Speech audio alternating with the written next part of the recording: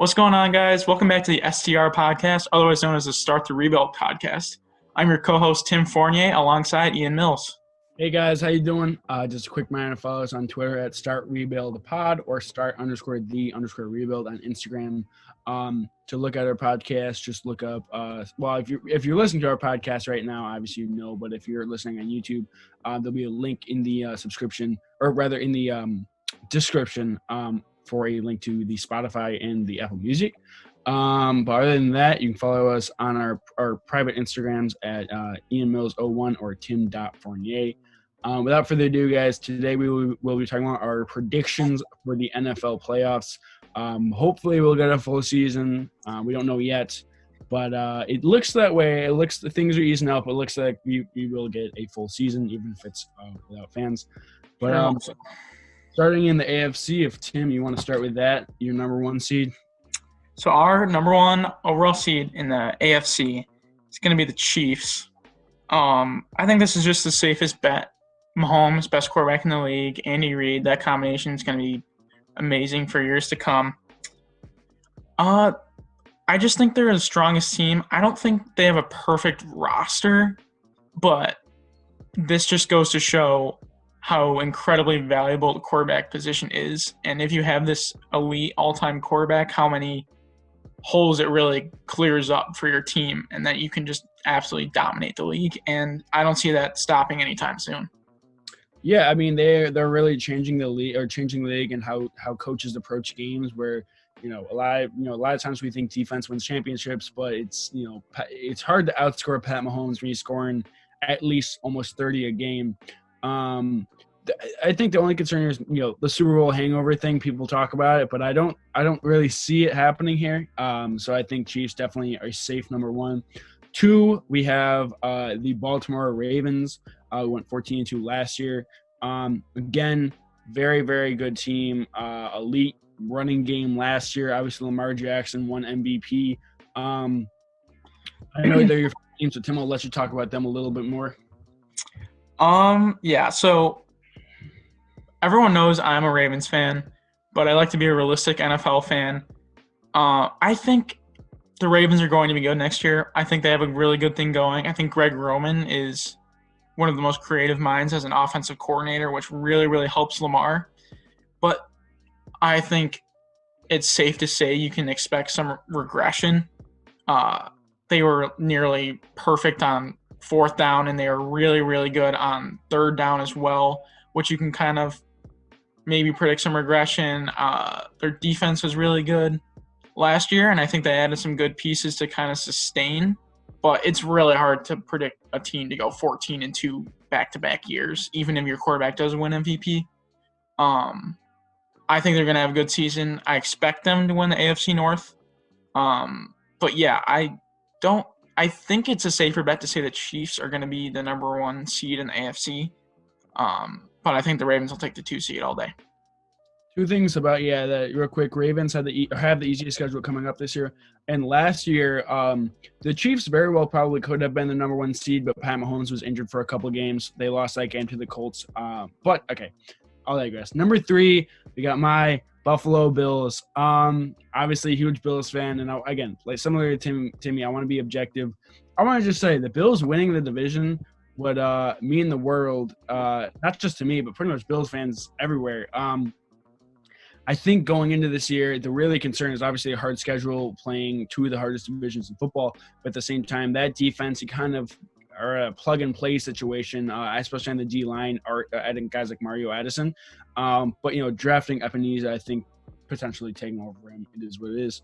On offense, it really is. I don't want to say it's a make-or-break year for Josh Allen, but if they're not in the playoffs, it is – I mean, if they're not in the playoffs, he very well – and it is apparent that it is his fault, which if they miss the playoffs, it probably will be just because of the elite offensive weapons they have now and the elite defense they have.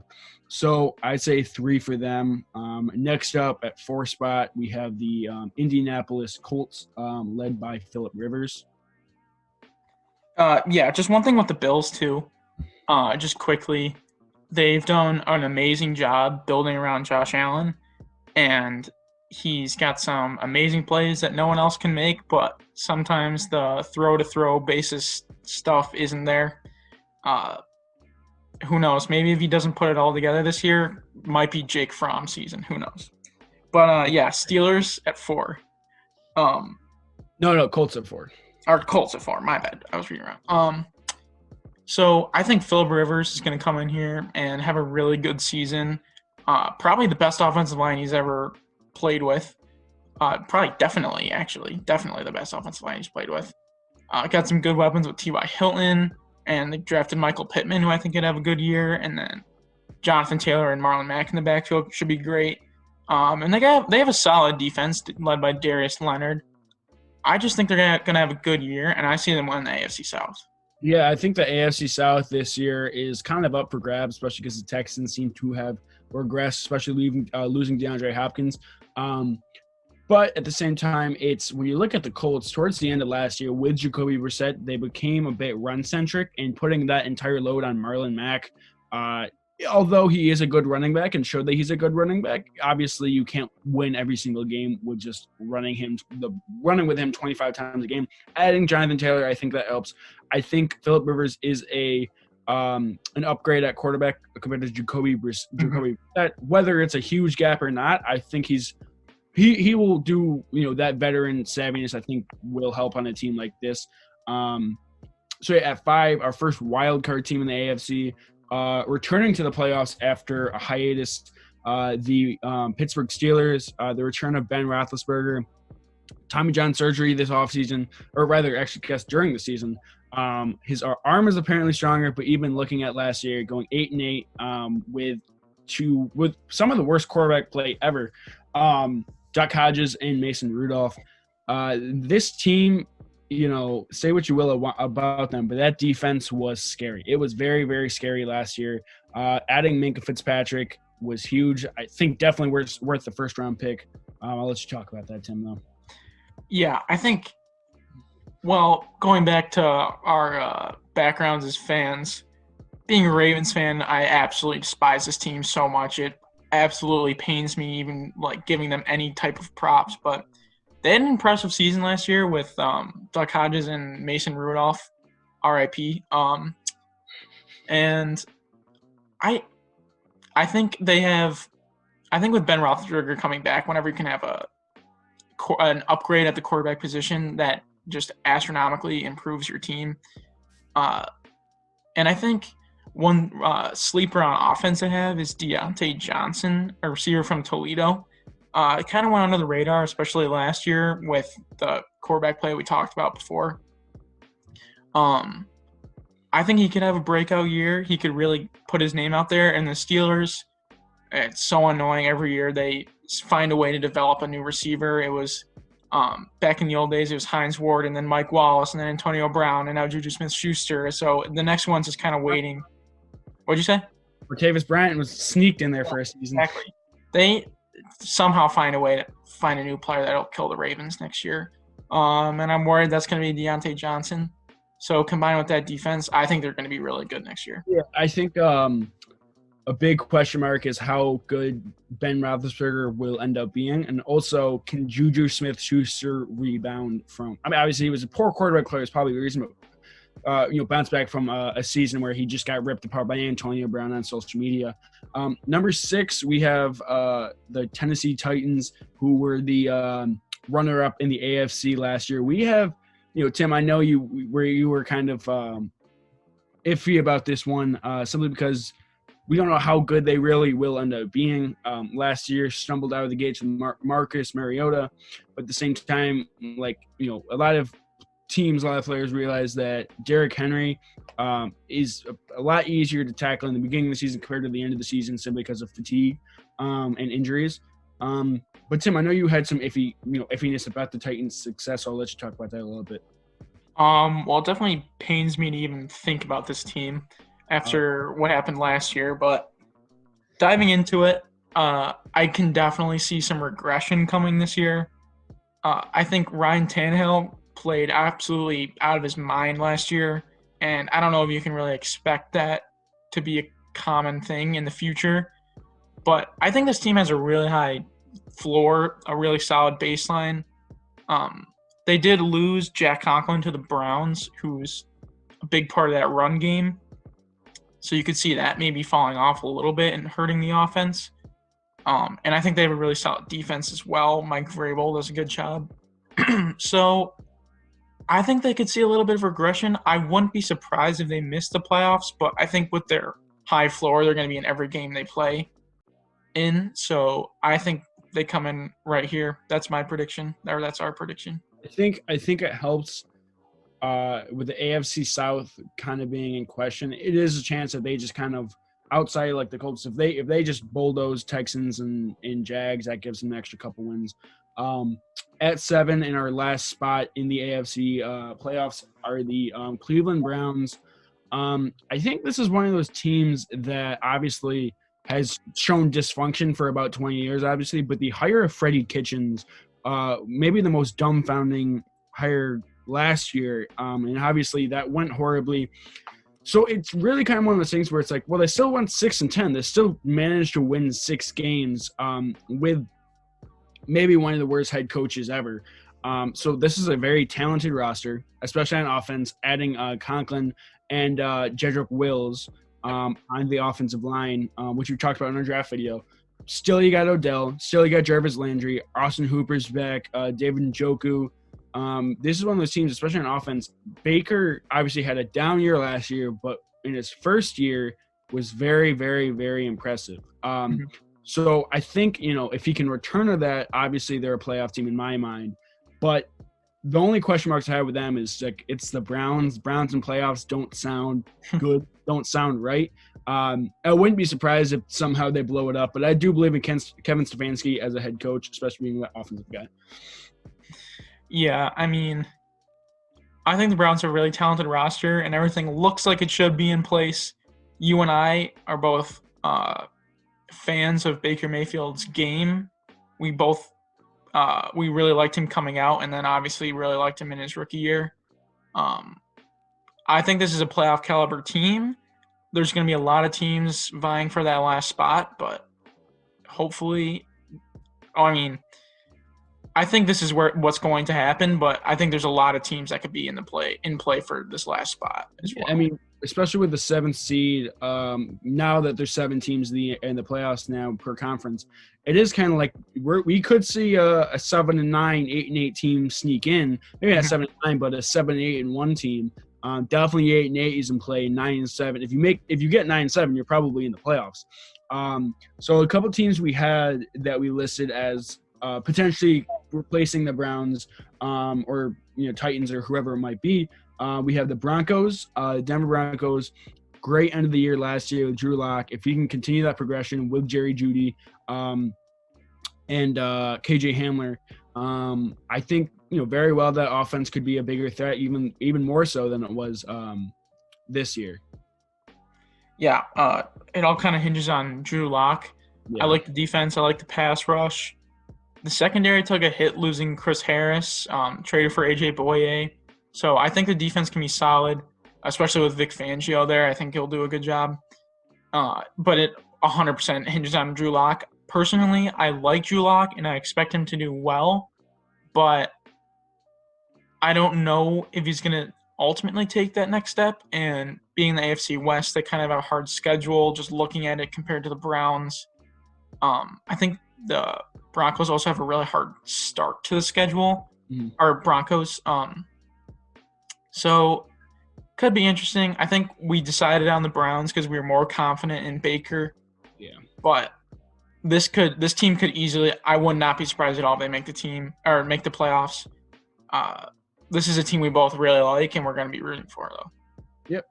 Another team we had are the Houston Texans. Obviously made the playoffs last year, won the wild card, and then got smoked by the Chiefs. Smoked. Right. They started off smoking them, and then like we said before, Patrick Mahomes just breaking the NFL. Yeah. So the subtraction of DeAndre Hopkins, obviously not a good thing, especially when Deshaun Watson. He's one of the best receivers in the league. Deshaun Watson obviously loved him. Replacing him with Brandon Cooks and David Johnson. I don't I know. don't know. It's not great.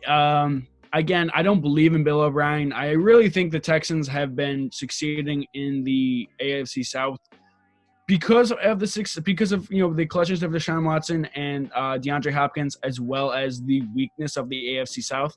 And again, we've been talking about the weakness of the AFC South, but at the same time, this is the third team we've talked about potentially making the playoffs. So I feel like they're a worse team right now than the Titans and the Colts. So I don't really see them making the playoffs. If you want to say anything.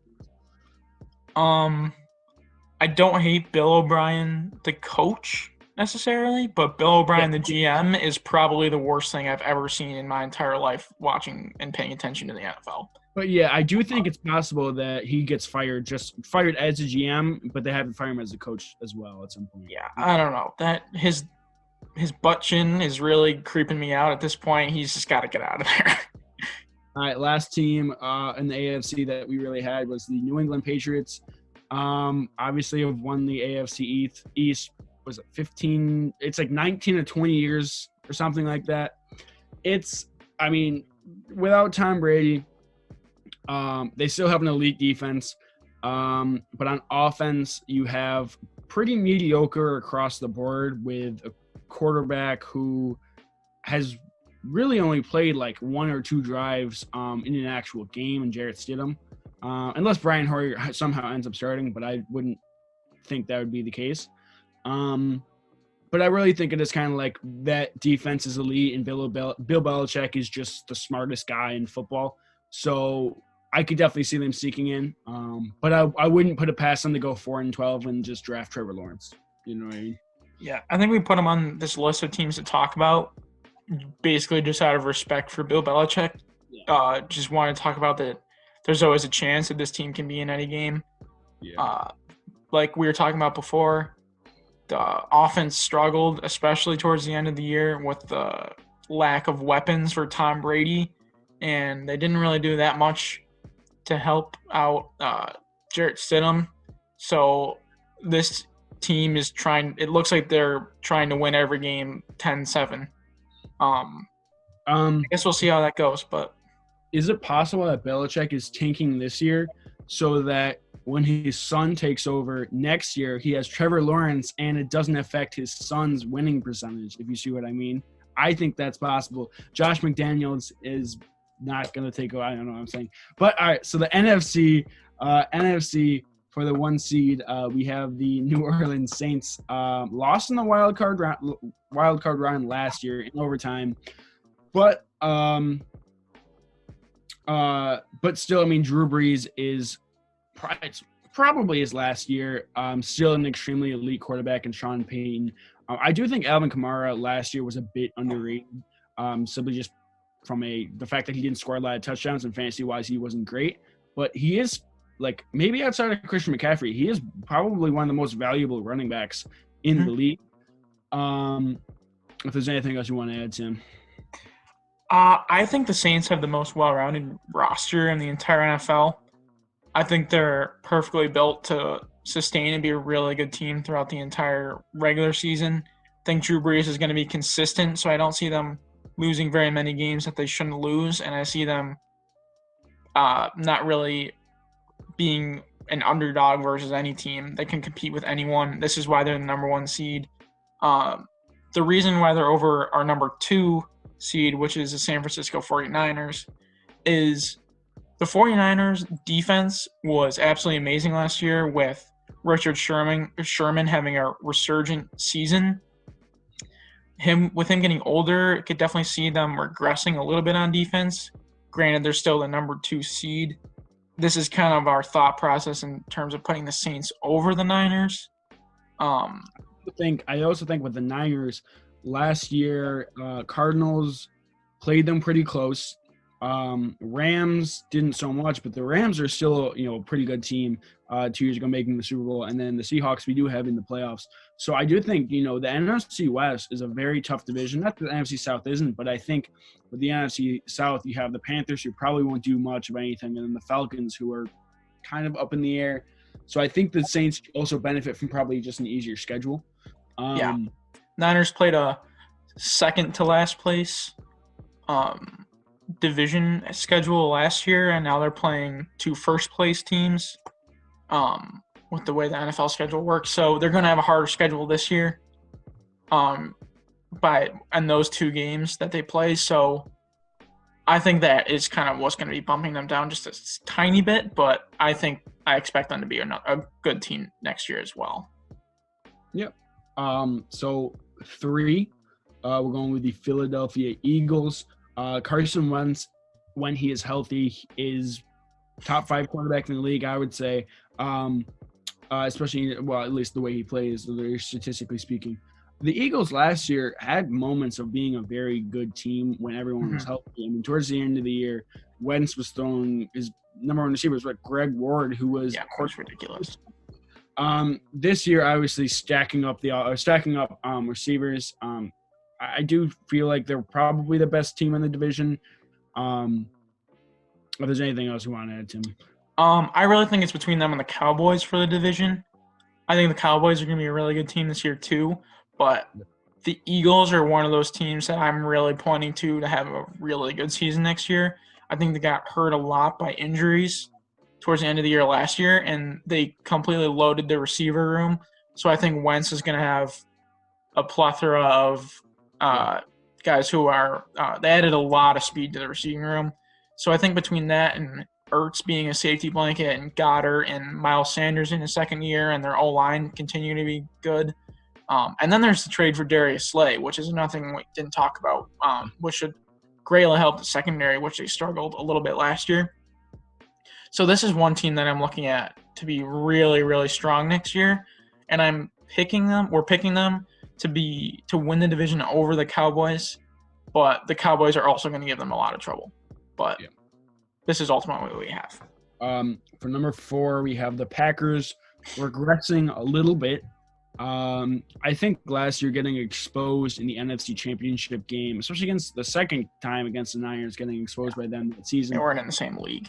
Right, they weren't. And it is, I mean, not that the Packers are a bad team. Obviously, they blew out the Seahawks in the week before, but it's kind of one of those things where it's like, well, teams have to wonder, can we just run all over them and give Aaron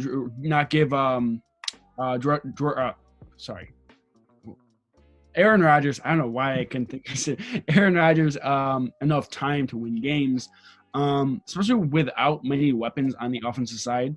Now, I mean, still you got 3 running backs who they just added, A.J. Dillon, but really just Devontae Adams as a receiver. Again, Aaron Rodgers is one of those quarterbacks who can elevate talent, but I still think it's very hard to do a lot, especially in a packed NFC or just the conference in general. Yeah, I thought the Packers overachieved a little bit last year, going 13-3. I don't think they were a 13-3 team. I think they're a solid team. You can play in any game when you have Aaron Rodgers as your quarterback. That's the way I have them winning the division. I don't think the NFC North coming into this year looks as strong as it did going into last year. I don't think they're the 4th best team in the NFC, but they're getting this seed obviously because they would be the division winner. I don't expect them to blow up and be terrible next year, but I could definitely see progression from that 13-3 season. It's one of those situations where I think the Packers could go 9-7 and 10-6, and then the 5-6 seed could just have better records than them. But they're likely going to be the best team in their division. Yeah, just with their weapons for Aaron Rodgers, I don't like how they didn't help him out this year or this offseason. But people to look out for, I would say Jay Sternberger, tight end that they drafted last year that missed almost the entire season, and Equanimeous St. Brown from Notre Dame, who did miss the entire season last year. Just 2 guys to look out for, and maybe they pop. That would help a lot. Yeah. Also, they were towards the beginning or some parts of the season, they were pretty run-centric, which seemed to work. But 5, we have the Seattle Seahawks. Last year, we're the 5 seed as well. I think really the team last year, they were really carried by Russell Wilson for the most part. And this year, I think probably more of the same. I think maybe they improved a little bit, but I just don't think they're better than the Niners just yet. I think there is a margin just on total team roster. there's too big of a margin for the Seahawks to make up. But I still think they're a very good playoff team and could give definitely could give the Packers some trouble in the first round. Yeah. Russell Wilson, in my opinion, is the second best quarterback in the NFL, right behind Pat Mahomes. He's just awesome. Former Badger, which I also love, but he's just – him and Mahomes, I think, are in their own tier. I think Lamar's potentially arguing for that third spot, but Russell Wilson, when you go into almost every single game having the best quarterback on either team, you have a chance in every game. I wouldn't be that shocked if they did win the division over the Niners. They played them really, really tough last year. One last year against them. Right. So, which would be really interesting if the Niners fall all the way to like the 5th seed. But that being said, I wouldn't necessarily predict that, and I think the Niners would be strong enough to win that division. But Russell Wilson and the Seahawks are going to be a very tough out in the playoffs. Yeah, I would agree with that. 6, I know some of you guys were probably listening to this and wondering why we didn't have them any earlier. The Tampa Bay Buccaneers, Tom Brady, Gronk, Chris Godwin, Mike Evans, O.J. Howard, Cameron Ray, just weapons and weapons and weapons on offense. But I think we have to take a little step back. Obviously, I love Bruce Arians, very air raid guy, and I think that kind of fits just the amount of weapons they have. But to take it back a little bit, Gronk hasn't played in, a year and a half or whatever it is. He's skinnier. Not that he can't make that up. But there were times where Tom Brady struggled last year. Not that he's still a very good quarterback. But I think, they do improve. I think really you just have to take a look is like, oh, well, last year they went 7-9 and looked very good at some points. And then you replaced a guy who threw 30 picks with Tom Brady. And maybe you're not scoring 50 points a game, but you can, again, Tom Brady, say what you want about him. I know people say game manager is an insult, but he is probably the best game manager ever. Well, maybe Peyton Manning has that kind of as well, but I really think the Bucs definitely a playoff team. Even if they can't, or even if they're not scoring as many points as they did last year with James. Yeah. I think the fit with Tom Brady and Bruce Arians is a little iffy, considering Bruce Arians has always been the super aggressive downfield guy, and Tom Brady is more kind of the underneath, pick apart the defense type of player. So I think they could maybe have some early growing pains, but with the weapons that he has and that offense and that defense is improving, they drafted couple corners last year. I think Jamel Dean from Auburn had a really good end of the season. They drafted Antoine Winfield from Minnesota. One guy to look out for on offense as well is Tyler Johnson from Minnesota, playing in the slot. Could really help out. I think this is going to be a good team. I don't see them dethroning the Saints in the NFC South, which is why they come in here, but this is going to be another team that's going to be tough.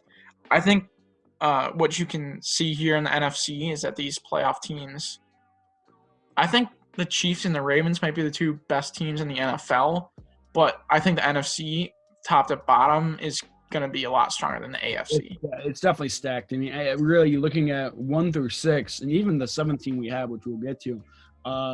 I feel like really any of them could win. Obviously, we have ranked them who we think is the best, right. Worst. But I think really any of them could end up, or even teams that we haven't even talked about yet, could make the playoffs.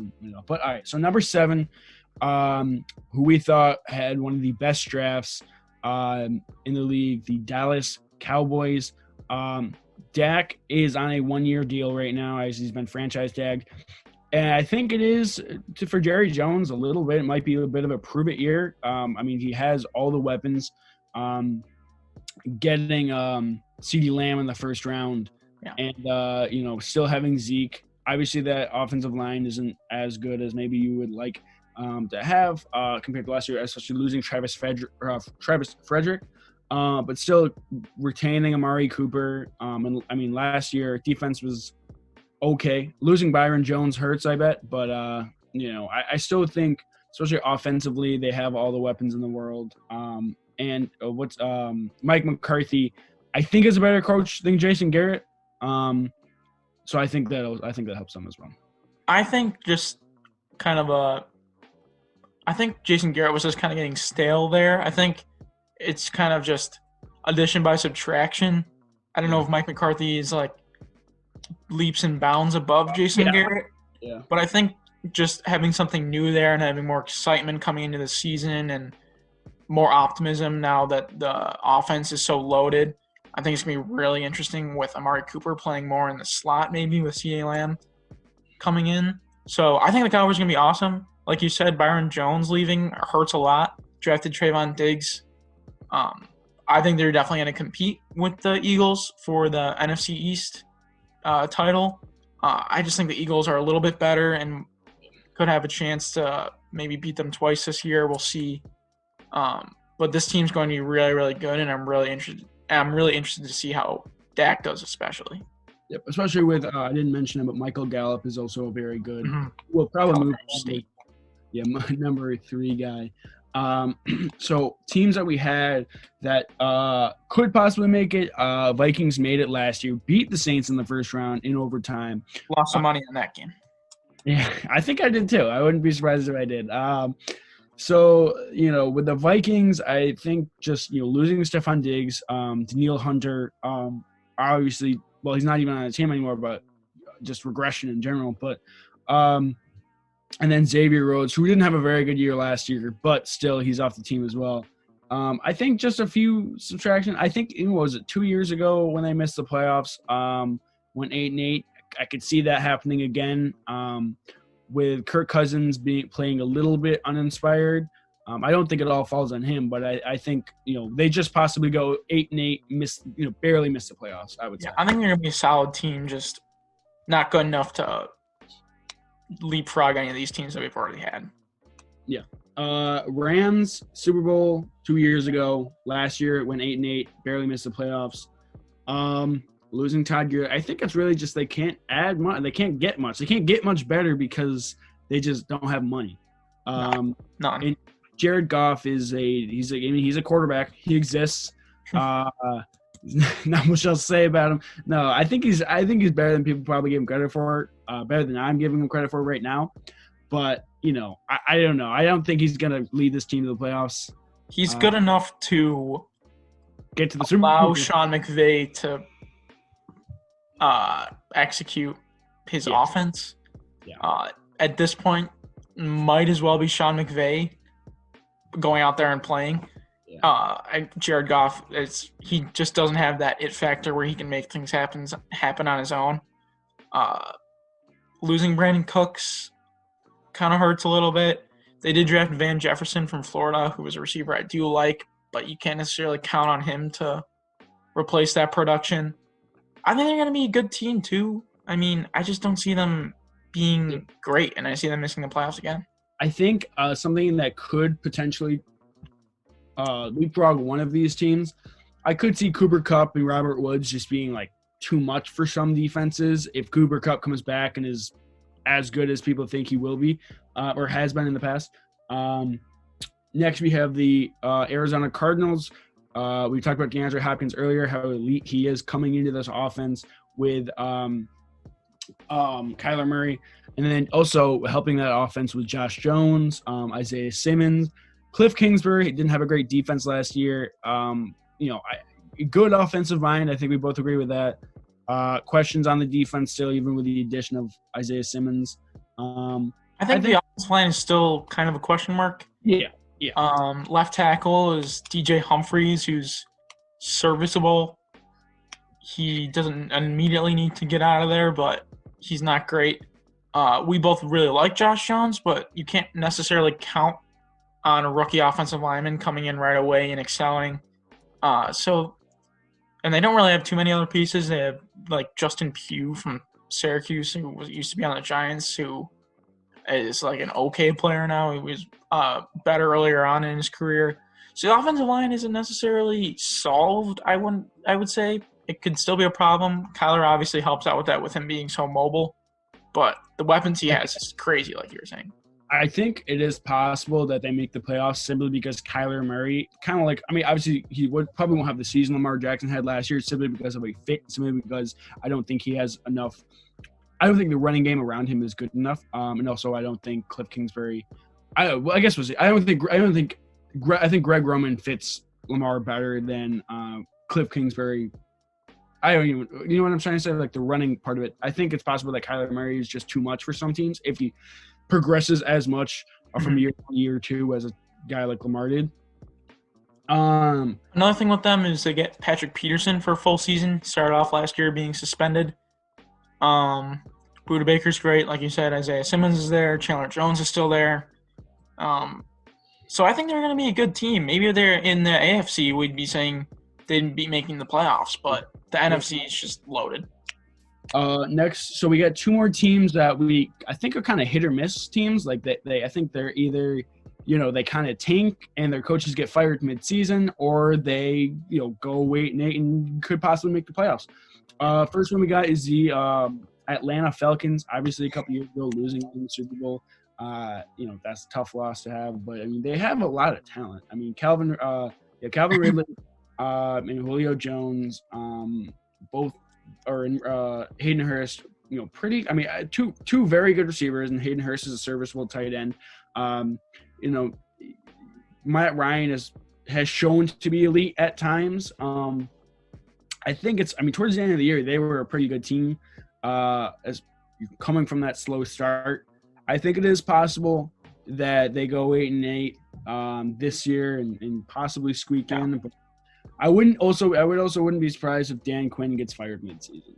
Yeah, these next two teams are kind of in the same boat. I'd say, like you said, if they are a disaster this year, their coaches could be fired. But we also wouldn't be. We like them enough to say that if there's a few major injuries to the teams ahead of them, they could sneak into the playoffs and be one of those last seeds. Yeah. And I think they're both in two similar situations where if it doesn't go well this year, they could trade their quarterback or figure out a way to move on from the quarterback. Obviously, contractually, maybe not, but somehow find a way. Matt Stafford with the Lions is our next one, or I guess the Lions is our next one. Matt Patricia, I think question marks all around him ever since he got hired. Again, I think it's their when Matt Stafford's healthy, they're probably about a 7-9, 8-8 team. And last year they looked okay with him before he got injured. Given the Chiefs, pretty somewhat of a ride for the money earlier on in the season. I think it's just I could definitely see them ranging from 8-8 to like 3-13. Yeah, I would agree with that. I like some of the pieces the Lions have. I think they have those pieces going in the future, but for this season, I don't really necessarily see them getting into playoffs unless one of those scenarios happens like we just talked about. Yeah, also, last year they struggled mightily in the run game. And this year, adding DeAndre Swift and having Kerryon Johnson come back, I think helps a lot. I think because of that, maybe takes a little bit load off. If Stafford is healthy throughout the season, takes a little bit of load off of him. It is possible that their offense is, especially with Kenny Golladay, maybe a little bit better than we're giving him credit for. Sleeper player on the Lions, former Badger Quintez Cephas. Watch out. Yeah, I'm doing a Lions franchise right now, and he's I think my 5th string guy right now. Not that good player. So yeah, I mean, I think that there's really any other team you want to talk about, but I think at the top of each conference, for the most part, we believe very much so. I think in the AFC, maybe the Bills and Colts move from 3 and 4. I think Colts could go 3, Bills could go 4. I think the same thing in the NFC. I think Eagles and Packers could flip flop. I think, but still, our division winners, I think we're pretty set on. Maybe the Eagles and Cowboys switch again, but for the most part, I think with the divisional winners, we have pretty set.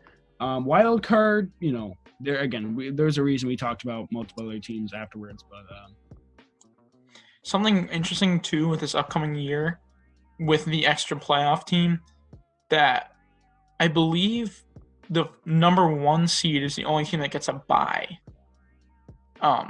which is going to be very interesting come end of the season between the top teams. So that's going to be a huge deal at the end of the season. Also, there's going to be like if teams will probably be less likely to rest their starters come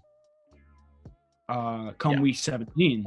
Like in games, if let's say Saints, if the Saints Seahawks, I don't have the schedule in front of me, but if the Saints and Seahawks play week 17, maybe the Saints don't rest their starters against the Seahawks because they know if they slip to the 2, they're not going to get a bye. Yeah, or not 17. You got to play I meant Niners Seahawks, but sorry. Yeah, it's got to be a divisional game.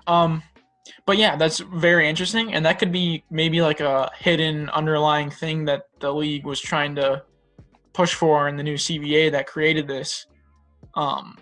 That maybe there's a lot more teams that try and win that 17th game, and then there's more interesting games going on that week, and they generate more revenue. It's definitely something interesting to think about. Well, yeah, and I think you misspoke there for a little bit. It's 16, so it's 16 games this year, and then 17 next year. So 16 games, 17 weeks this year, 14 teams in the playoffs.